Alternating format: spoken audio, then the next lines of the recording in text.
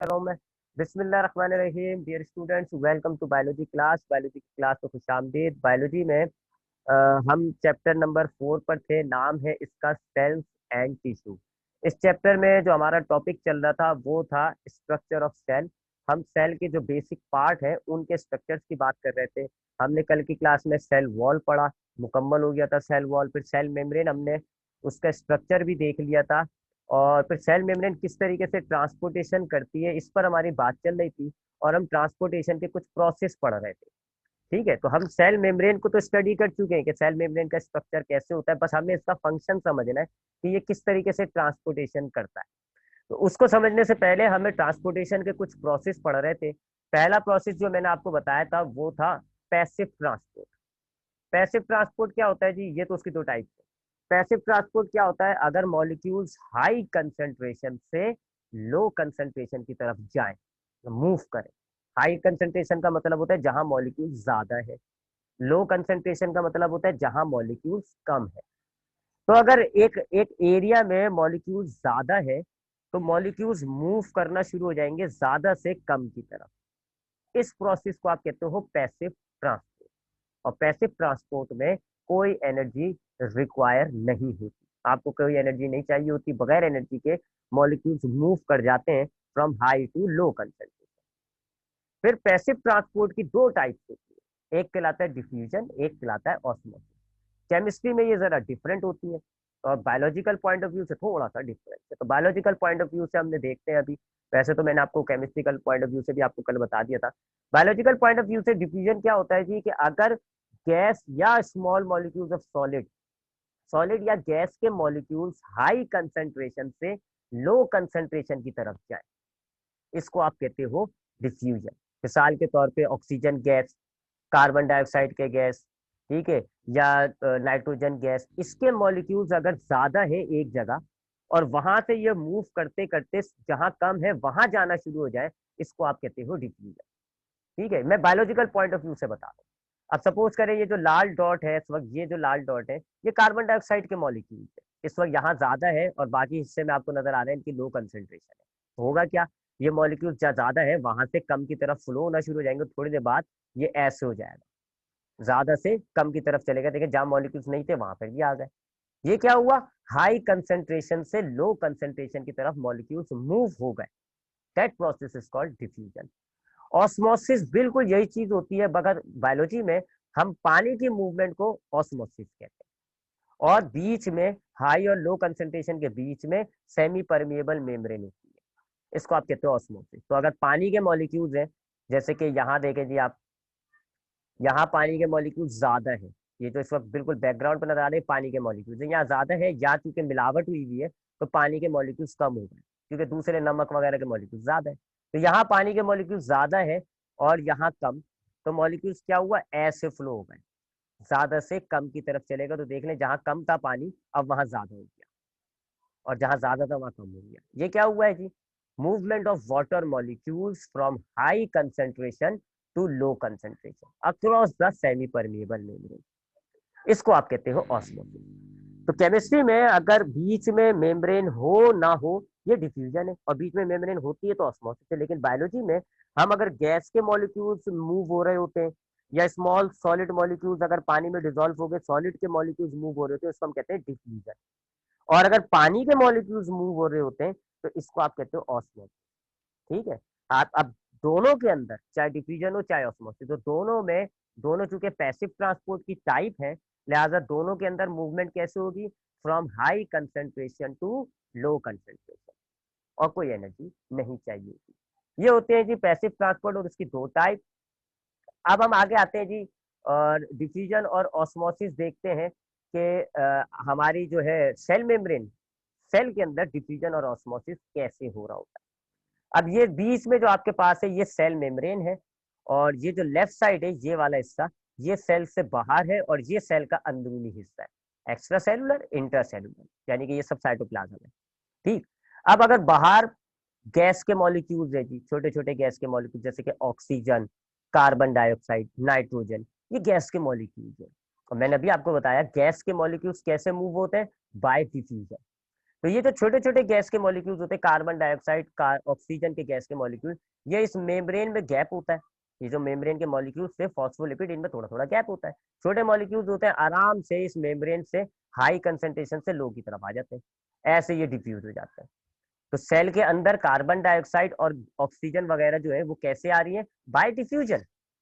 क्योंकि बाहर जो है ऑक्सीजन कार्बन डाइऑक्साइड की कंसेंट्रेशन ज्यादा है, सेल के अंदर नहीं है, यूज हो गई, खत्म हो गई है ऑक्सीजन। तो बाहर ज्यादा अंदर कम, हाई से लो की तरफ मूव हो रहा है मॉलिक्यूल्स, और ये छोटे गैस के मॉलिक्यूल लिहाजा ये डिफ्यूजन हो जाती है। तो सेल के अंदर ऑक्सीजन और कार्बन डाइऑक्साइड कैसे आ रही है? Bye diffusion. और ये डिफ्यूजन होता कैसे है कि ये जो आपकी गैस के मॉलिक्यूल्स होते हैं, ये फॉस्फोलिपिड के मॉलिक्यूल्स में बीच में जो छोटे छोटे गैप्स होते हैं, उनमें से ये मूव हो जाती है। तो ये हो गया जी कि गैसेस जो है वो आपके सेल के अंदर कैसे आ रही हैं? Bye diffusion. उसके बाद जो पानी के मॉलिक्यूल्स होते हैं, वाटर मॉलिक्यूल्स होते हैं, या कोई अनचार्ज पोलर मॉलिक्यूल्स होते हैं, केमिस्ट्री में आपने पढ़ा होगा कि polar molecules, non polar molecules, polar molecules होते हैं। अगर आपने नहीं पढ़ा तो आप पढ़ लेंगे अभी केमिस्ट्री में आगे। पोलर मॉलिक्यूल्स होते हैं, उनमें चार्ज आ जाता है, पॉजिटिव या नेगेटिव, और नॉन पोलर होते हैं, उन पर चार्ज नहीं आता। तो हम यहाँ अनचार्ज मॉलिक्यूल्स की बात कर रहे हैं, या पानी के मॉलिक्यूल। वाटर, मैंने अभी आपको बताया, वाटर डिफ्यूज होगी बाय ऑस्मोसिस। वाटर मूव कैसे होता है? ऑस्मोसिस के जरिए। तो बाहर पानी ज्यादा, सेल के अंदर पानी अगर कम है, तो फिर क्या होगा? वाटर हाई कंसंट्रेशन वाले एरिया से मूव होंगे लो कंसंट्रेशन की एरिया की तरफ। अब चूंकि ये पानी की मूवमेंट हो रही है, तो ये हो जाएगा ऑस्मोसिस। तो सेल के अंदर गैसेस कैसे आ रही है? Bye diffusion. वाटर मॉलिक्यूल्स कैसे आ रहे हैं? By osmosis. और दोनों के बीच में आपको मेम्ब्रेन नजर आ रही है, मेम्ब्रेन में से ही होते हुए निकल जाते हैं। छोटे छोटे मॉलिक्यूल्स होते हैं पानी के भी और गैस के भी, तो ये इजीली गैप में से इधर आ जाते हैं सेल के अंदर। ठीक। तो अगर सेल के अंदर ऑक्सीजन गैस कम हो गई, ठीक है, तो फिर क्या होगा? बाहर ऑक्सीजन ज्यादा है, सेल के अंदर कम है, तो फिर ऑक्सीजन ज्यादा से कम की तरफ अंदर आ जाती है बाय डिफ्यूजन। इसी तरह अगर सेल के अंदर पानी नहीं है, बाहर पानी है, तो सेल को पानी चाहिए होगा, ज्यादा से कम की तरफ पानी मूव होना शुरू हो जाएगा, और पानी मूव होता है बाय ऑस्मोसिस। तो गैसेस के मॉलिक्यूल सेल के अंदर आ रहे हैं बाय डिफ्यूजन, और पानी के मॉलिक्यूल्स आ रहे हैं सेल के अंदर बाय ऑस्मोसिस। अब बात करते हैं जी बड़े बड़े मॉलिक्यूल्स की। जैसे कि कोई आपके पास बड़े लार्ज मॉलिक्यूल्स है, जैसे ग्लूकोज के मॉलिक्यूल्स है, अमाइनो एसिड है, ये बड़े मॉलिक्यूल्स होते हैं। ग्लूकोज के मॉलिक्यूल का फॉर्मूला क्या है जी? C6H12O6, एक लार्जर मॉलिक्यूल है।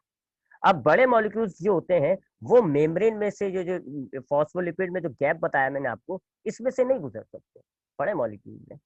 तो वो कैसे डिफ्यूज होंगे, वो कैसे अंदर आएंगे जी? वो आते हैं फैसिलिटेटेड डिफ्यूजन के जरिए या एक्टिव ट्रांसपोर्ट के जरिए। अब ये दो प्रोसेस क्या है, ये मैं आपको अगली स्लाइड में बताऊंगा। ठीक है। तो ये जो बड़े मॉलिक्यूल्स होते हैं, ग्लूकोज, अमाइनो एसिड, लिपिड वगैरह के जो बड़े वाले मॉलिक्यूल्स हैं, ये हमारी डिफ्यूजन या ऑस्मोसिस के जरिए नहीं आते, क्योंकि ये लार्जर मॉलिक्यूल्स हैं। ये फॉस्फोलिपिड के दरमियान जो गैप है, उसमें से नहीं डिफ्यूज हो सकते।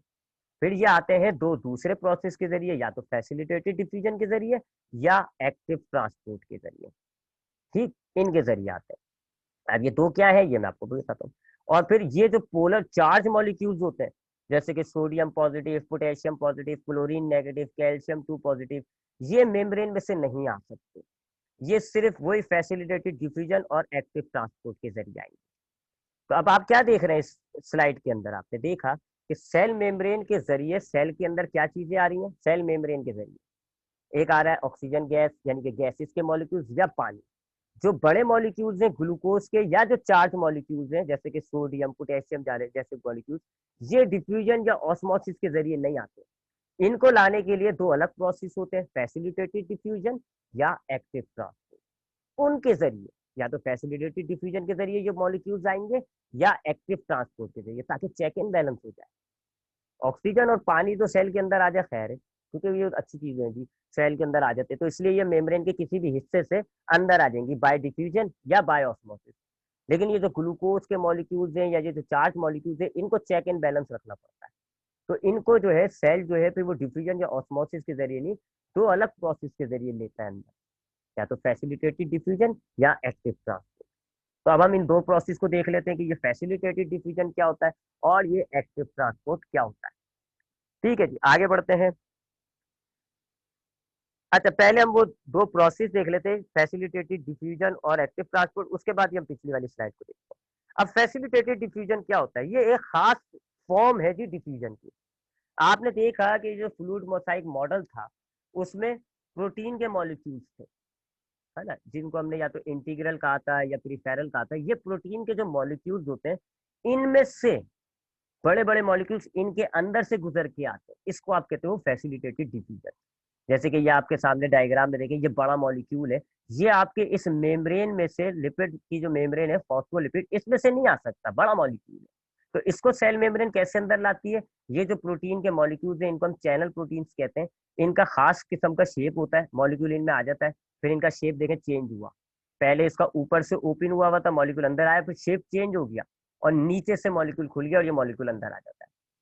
तो ये चेक एंड बैलेंस हो गया, पूरी मेम्ब्रेन में से नहीं, सिर्फ प्रोटीन के मॉलिक्यूल में से जो है लार्जर मॉलिक्यूल वो अंदर एंटर। इस तरह की डिफ्यूजन को, इस तरह की ट्रांसपोर्टेशन को आप कहते हो फैसिलिटेटेड डिफ्यूजन। ठीक है, ये खास किस्म का डिफ्यूजन होता है जिसमें मॉलिक्यूल्स बाहर से अंदर या अंदर से बाहर जा रहे होते हैं बाय इस प्रोटीन, इन चैनल प्रोटीन्स के जरिए जो है, या इनको कैरियर प्रोटीन्स भी कहते हैं। चैनल या कैरियर प्रोटीन्स के जरिए मॉलिक्यूल्स या तो अंदर आ जाएंगे या बाहर जाएंगे। ठीक, इस फैसिलिटेटेड डिफ्यूजन के जरिए जो बड़े मॉलिक्यूल्स हैं, ग्लूकोज, लिपिड्स, अमाइनो एसिड, वो अंदर आ रहे थे। ठीक, या वो जो चार्ज मॉलिक्यूल्स थे सोडियम पोटेशियम के, वो अंदर आते हैं। तो वो जो चार्ज मॉलिक्यूल्स, जब बड़े मॉलिक्यूल्स होते हैं, वो फॉस्फोलिपिड की लेयर के से में से गैप में से नहीं जाते, वो इन चैनल प्रोटीन्स के जरिए आते हैं, और उसको आप कहते हो फैसिलिटेटेड डिफ्यूजन। और उसके बाद एक और था एक्टिव ट्रांसपोर्ट। ये क्या होता है?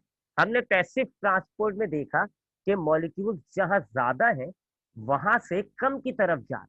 उल्टा कर दें आप, अगर मॉलिक्यूल्स लो, जहां पर लो कंसेंट्रेशन है, वहां से ज्यादा की तरफ जाना शुरू कर जाए, जहां पर पहले से कम है वहां से मॉलिक्यूल मूव होके जहां ज्यादा है ना, उस तरफ जाना शुरू हो जाए, that process is called active transport. इसको आप एक्टिव ट्रांसपोर्ट कहते हो। अब इस डायग्राम में देखें, यहाँ दो मॉलिक्यूल्स हैं, यहाँ ज्यादा मॉलिक्यूल्स हैं। ये हो गया लो कंसेंट्रेशन और ये राइट साइड हो गया हाई कंसेंट्रेशन। एक्टिव ट्रांसपोर्ट क्या होगा? लो से हाई, यानी कि अंदर से बाहर जा रहे थे, यूं जिस डायरेक्शन में एरो बना हुआ है। अब मॉलिक्यूल्स लो कंसेंट्रेशन से हाई कंसेंट्रेशन की तरफ जा रहे हैं, इसको आप कहोगे एक्टिव ट्रांसपोर्ट। ये पैसिव का उल्टा होता है, अपोजिट होता है पैसिव का। पैसिव में क्या था? जहां ज्यादा मॉलिक्यूल्स है वहां से कम की तरफ जा रहे थे, और एक्टिव में क्या है? जहां लो है वहां से हाई की तरफ जा रहे हैं। इसी तरीके से पैसिव ट्रांसपोर्ट में एनर्जी नहीं चाहिए थी, एक्टिव ट्रांसपोर्ट में एनर्जी चाहिए होती है। बगैर एनर्जी के ये मूव नहीं करेंगे, बगैर एनर्जी के फिर वो पैसिव शुरू हो जाता है। तो ये एक्टिव ट्रांसपोर्ट होता है। तो ये जो आपके सोडियम या बड़े बड़े मॉलिक्यूल्स हैं, अगर इनको सेल मेम्ब्रेन के अंदर या बाहर जाना होता है, तो ये या तो फैसिलिटेटेड डिफ्यूजन को अडॉप्ट करते हैं या फिर ये एक्टिव ट्रांसपोर्ट पर आते हैं। ठीक, तो ये हमारे पास हो गया सेल मेम्ब्रेन में ट्रांसपोर्टेशन कैसे होती है। कुछ ट्रांसपोर्टेशन के प्रोसेस थे। ठीक है, हाँ, कुछ ट्रांसपोर्टेशन के प्रोसेस थे। कौन कौन से, थोड़ा सा रिपीट करते हैं। पैसिव ट्रांसपोर्ट क्या होता है? ये मॉलिक्यूल्स अगर ज्यादा से कम की तरफ जा रहे हैं, इसको आप कहते हो पैसिव ट्रांसपोर्ट। इसमें दो टाइप्स होती हैं, डिफ्यूजन, ऑस्मोसिस। अगर गैस के मॉलिक्यूल्स मूव हो रहे हैं from high to low concentration, इसको आप कहोगे डिफ्यूजन। और अगर पानी के मॉलिक्यूल्स मूव हो रहे हैं from high concentration to low concentration, इसको आप कहोगे ऑस्मोसिस। दो प्रोसेस हो गए, डिफ्यूजन और ऑस्मोसिस। फिर फैसिलिटेटेड डिफ्यूजन क्या होता है? पूरी मेम्ब्रेन से नहीं, खाली जो प्रोटीन के कैरियर मॉलिक्यूल्स जो होते हैं प्रोटीन के, उनमें से मॉलिक्यूल्स जो है वो मूव करें, इसको आप कहते हो फैसिलिटेटेड डिफ्यूजन। लिपिड की बाय फॉस्फोलिपिड की लेयर से नहीं, खाली प्रोटीन के जो बड़े बड़े प्रोटीन के मॉलिक्यूल्स होते हैं इंटीग्रल, उनमें से मॉलिक्यूल्स जो है वो आना जाना करें, इसको आप कहोगे फैसिलिटेटेड डिफ्यूजन। और चौथा प्रोसेस क्या है? Active transport. इसमें क्या होता है? मॉलिक्यूल्स जो है वो लो कंसेंट्रेशन से हाई कंसेंट्रेशन की तरफ जा रहे होते हैं और बकायदा उन पर एनर्जी लग रही है। इस प्रोसेस को आप कहते हो एक्टिव ट्रांसपोर्ट। सेल मेम्ब्रेन, अगर सेल मेम्ब्रेन को सेल के अंदर से कोई चीज बाहर देनी है या बाहर से कोई चीज अंदर लानी है, वो ये चार प्रोसेस अडॉप्ट करता है। या तो वो मॉलिक्यूल्स को मूव करेगा ऑस्मोसिस के जरिए, या डिफ्यूजन के जरिए, या फैसिलिटेटेड डिफ्यूजन के जरिए, या एक्टिव ट्रांसपोर्ट के जरिए। मैंने ये भी बताया आपको कि ऑक्सीजन गैस वगैरह के जो मॉलिक्यूल्स होते हैं, कार्बन डाइऑक्साइड, ऑक्सीजन, नाइट्रोजन, इनके मॉलिक्यूल्स मूव होंगे सेल मेम्ब्रेन में कैसे? Bye diffusion. लिपिड की जो फॉस्फोलिपिड की लेयर है, उसमें से हाई से लो की तरफ मूव हो जाएंगे, डिफ्यूजन। पानी के मॉलिक्यूल्स अगर सेल मेम्ब्रेन के आना जाना करेंगे तो कैसे करेंगे? Bye osmosis. यानी सेल से बाहर से सेल पानी के अंदर आएगा, ऑस्मोसिस के जरिए आएगा, या अंदर से पानी बाहर जाएगा तो ऑस्मोसिस के जरिए जाएगा। तो सेल मेम्ब्रेन गैसेस को कैसे ट्रांसपोर्ट करता है? Bye diffusion. वाटर मॉलिक्यूल्स को कैसे ट्रांसपोर्ट करेगा? By osmosis. जो लार्जर मॉलिक्यूल्स होते हैं या चार्ज मॉलिक्यूल्स होते हैं, या तो उनको फैसिलिटेटेड डिफ्यूजन के जरिए लाएगा या फिर उनको एक्टिव ट्रांसपोर्ट के जरिए लाता है। अब इनकी मूवमेंट पर हाई और लो कंसंट्रेशन वाली बातें अप्लाई होती है। मॉलिक्यूल्स की कंसंट्रेशन ज्यादा है या कम है, वो अप्लाई होता है जी। अब आते हैं जी एक पिछली स्लाइड की तरफ। ये ऑस्मोसिस जरा देखते हैं एनिमल्स और प्लांट के अंदर कितना अहमियत का हाल है। अहमियत बड़ी है जी इसकी। इसको हम होम्योस्टेसिस पे भी पढ़ेंगे इसको कभी। ऑस्मोसिस हमने देखा जी कि वाटर की मूवमेंट को आप कहते हो ऑस्मोसिस। अगर पानी जो है बाहर से अंदर की तरफ आ रहा है या अंदर से सेल के बाहर जा रहा है, movement of water is called osmosis. अब सेल को अगर पानी लाना है, ले जाना है, इसमें जो है कंसंट्रेशन बड़ा मायने रखती है। अगर बाहर कंसंट्रेशन ज्यादा है, अंदर कम है, पानी कैसे मूव होगा? अंदर, बाहर से अंदर की तरफ आएगा। ठीक है। अब जरा इस डायग्राम को देखिएगा, ऊपर वाले, ये बीच वाली डायग्राम को, बल्कि इस वाली को देख ले पहले आप। सेंटर वाली को देखते हैं। सेंटर वाली जो है हाइपोटोनिक सोल्यूशन होता है। हाइपोटोनिक सोल्यूशन का मतलब ये होता है कि बाहर जो है पानी की जो खालिश है पानी बाहर, हाइपोटोनिक का मतलब होगा कि, एक मिनट रुकिएगा। हाँ, तो अब हम osmosis in plants and animals देख रहे हैं। तो सबसे पहले मैं आपको बीच वाली डायग्राम पर जरा फोकस करिएगा, इस पर। सोल्यूशन है जी हाइपोटोनिक सोल्यूशन। हाइपोटोनिक सोल्यूशन कहते हैं ऐसे सोल्यूशन को जिसमें बाहर पानी जो है वो खालिश होता है। खालिश यानी उसमें मिलावट कम होती है, यानी नमकीन पानी नहीं होगा, ज्यादा पानी होता है बाहर। हाई कंसंट्रेशन होगी पानी की बाहर, अंदर होगी कम। ऐसे सोल्यूशन को आप कहते हो हाइपोटोनिक। तो हाइपोटोनिक सोल्यूशन अगर है, ये सेल आपके पास एक हाइपोटोनिक सोल्यूशन के अंदर डला हुआ है, तो अब बाहर है पानी की कंसंट्रेशन ज्यादा, अंदर है कम। ऑस्मोसिस कैसे होगा? हाई से लो होता है, यानी कि बाहर से पानी सेल के अंदर आना शुरू हो जाएगा। ऐसे पानी अंदर आता है। ये हाइपोटोनिक सोल्यूशन के अंदर क्या हो रहा है? पानी जो है सेल एब्जॉर्ब कर रहा है। ठीक है। दूसरा ये वाला देखें, हाइपरटोनिक। हाइपरटोनिक सोल्यूशन कहते हैं ऐसे सोल्यूशन को जिसके अंदर पानी की मिकदार होती है कम। अब अगर आपने सेल को उठा के हाइपरटोनिक सोल्यूशन में डाल दिया, यानी बाहर पानी की मिकदार है कम, अंदर ज्यादा, तो अब अंदर ज्यादा है पानी, हाई कंसेंट्रेशन कहाँ है? सेल के अंदर। तो जब आप सेल को हाइपरटोनिक सोल्यूशन में डालोगे तो सेल पानी एक्सक्रीट करता है, बाहर निकालेगा, क्योंकि मूवमेंट ये हाई से लो की तरफ।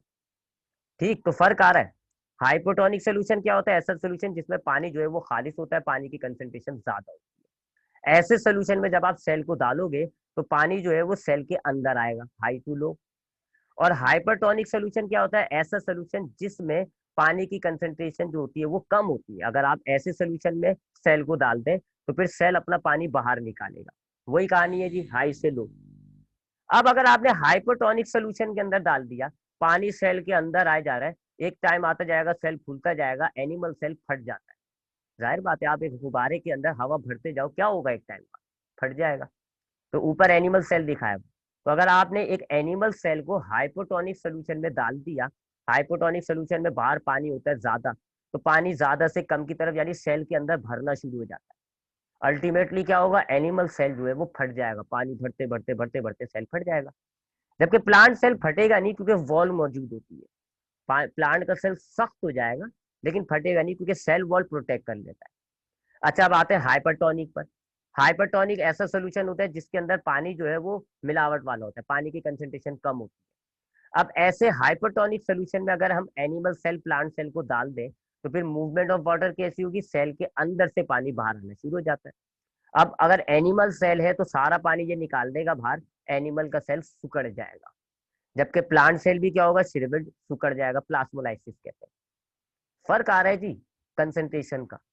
अगर आप ऐसे सोल्यूशन में डाल देते हो सेल को जहां पानी जो है खालिश है, फिर सेल के अंदर पानी आना शुरू हो जाता है, एनिमल सेल तो खतरनाक हो गया जी, फट जाएगा। जबकि प्लांट सेल बहुत ज्यादा सख्त हो जाता है।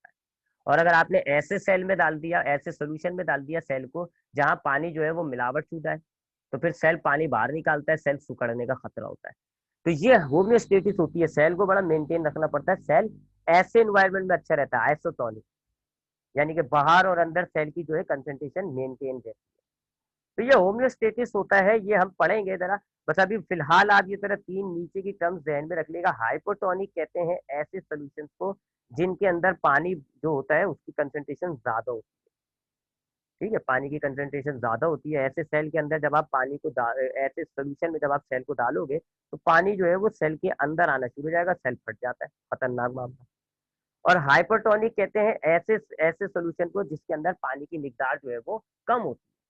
ऐसे सोल्यूशन में जब आप सेल को डालते हो तो फिर पानी जो है वो सेल में से निकलना शुरू होता है, ये वही हाई एंड लो कंसेंट्रेशन। तो हमने देखा जी कि हमारे पास सेल मेम्ब्रेन किस तरीके से ट्रांसपोर्टेशन करती है।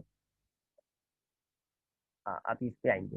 हमने देखा कि हमारे पास सेल मेम्ब्रेन किस तरीके से ट्रांसपोर्टेशन करती है। Transportation across the cell membrane या तो ऑस्मोसिस, डिफ्यूजन, फैसिलिटेटेड डिफ्यूजन या एक्टिव ट्रांसपोर्ट के जरिए होता है। अब इनमें से कुछ टॉपिक अगर हो, कोई सवाल हो तो मैं आखिर में आपसे पूछूंगा, मुझे आप बता दीजिएगा। अब हम आते हैं अगले तीसरे बड़े बेसिक पार्ट की तरफ, वो है न्यूक्लियस।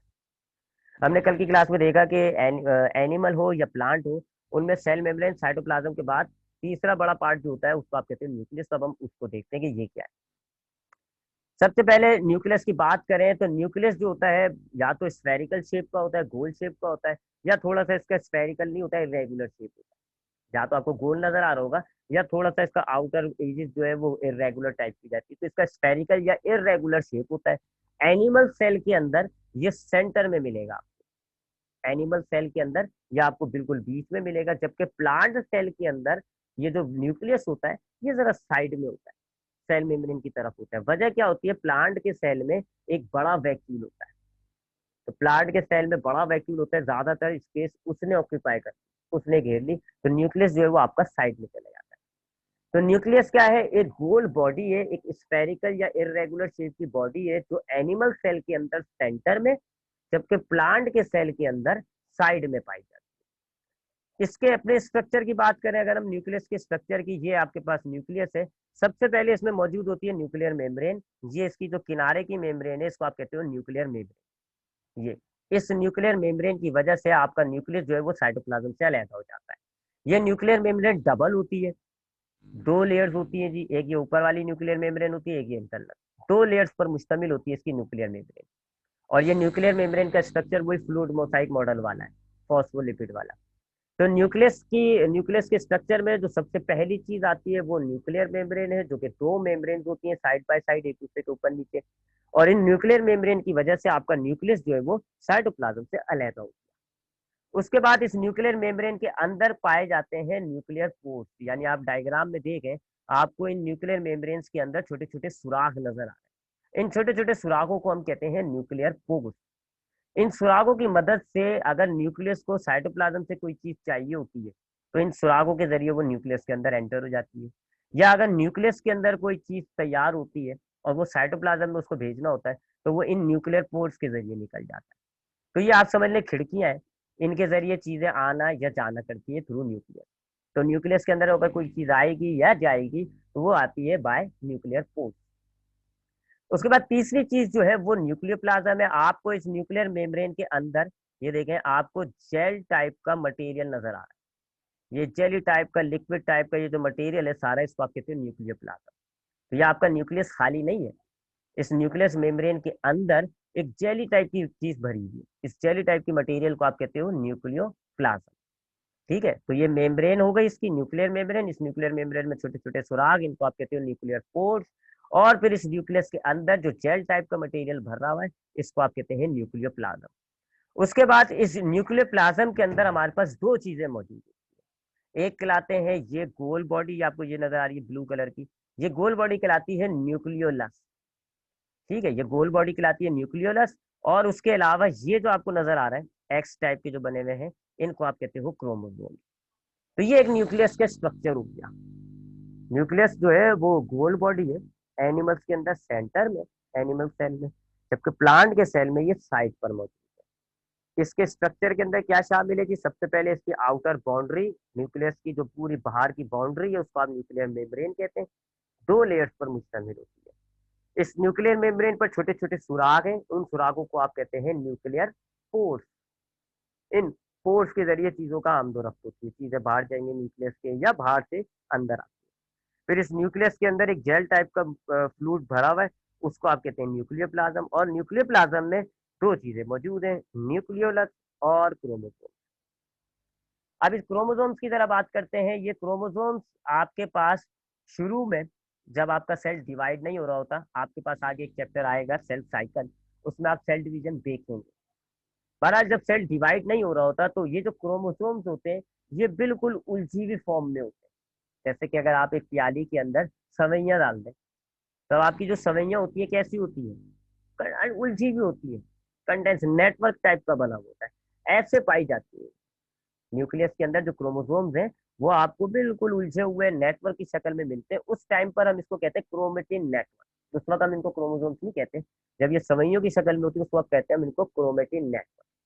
फिर जब सेल डिवाइड होने वाला होता है, फिर ये आहिस्ता आहिस्ता सिकुड़ना, कंडेंस होना शुरू करती है, यानी एक दूसरे के करीब आती है, आपस में अरेंज होना शुरू होती है और ये जरा मोटी हो जाती है, थिक फॉर्म में आ जाते हैं। और थिक फॉर्म में आने पर जब ये थिक फॉर्म में आ जाती है तो फिर हम इनको कहते हैं क्रोमोसोम। इस पर डायग्राम में आपको यही नजर आ रहा है, देखिए शुरू में ये देखो सवैयों की तरह उलझी हुई है, लेकिन जैसे सेल डिवाइड होने लग गया ये आपस में मोटी हो गई, ठीक हो गई, कंडेंस हो गई और ये क्रोमेटिन नेटवर्क से बन गई क्रोमोसोम। ठीक है। तो आम तौर पे अगर आप सेल के न्यूक्लियस के अंदर जाएंगे तो आपको क्रोमोसोम जो है वो नेटवर्क की शक्ल में मिलेगा, जिसको आप कहोगे क्रोमेटिन नेटवर्क। लेकिन अगर सेल डिवाइड हो रहा होगा तो ये क्रोमेटिन नेटवर्क आपस में फूलेगा, कंडेंस होगा, मिलेगा और क्या बन जाएंगे, क्रोमोसोम। अब ये जो क्रोमोसोम्स होते हैं, ये एक क्रोमोसोम का स्ट्रक्चर ऐसा बनता है। क्रोमोसोम क्रोमोसोम में ये बीच में कहलाता है सेंट्रोमेयर, और ये एक और ये जो नीचे दो, इनको आप कहते हैं क्रोमेटिड। तो ये एक क्रोमोसोम में दो क्रोमेटिड्स हैं, एक ये रहा ऊपर, एक ये रहा नीचे।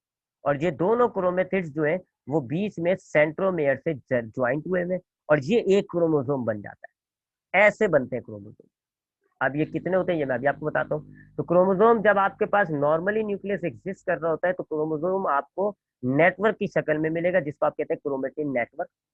फिर जब सेल डिवाइड होने लगेगा तो क्रोमोसोम्स, आप क्रोमेटिन नेटवर्क जो है आपस में कंडेंस हो जाता है।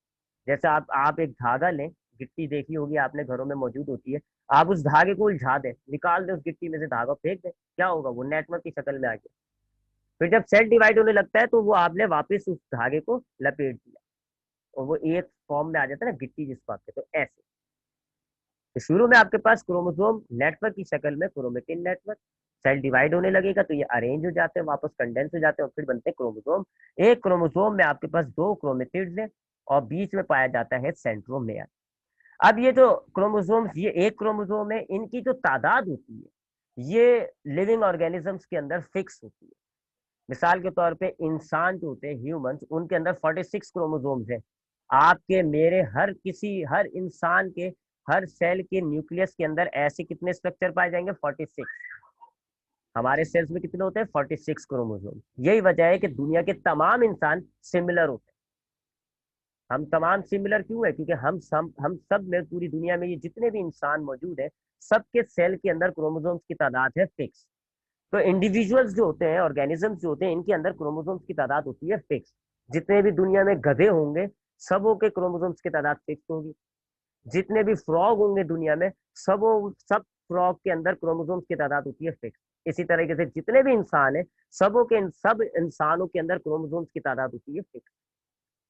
तो इस फिक्स क्रोमोसोम्स की तादाद की वजह से आपका एक ऑर्गेनिज्म जो है वो किसी भी कोने में मौजूद हो, दिखता सिमिलर है, क्योंकि उनके अंदर क्रोमोसोम्स की तादाद होती है फिक्स। अब ये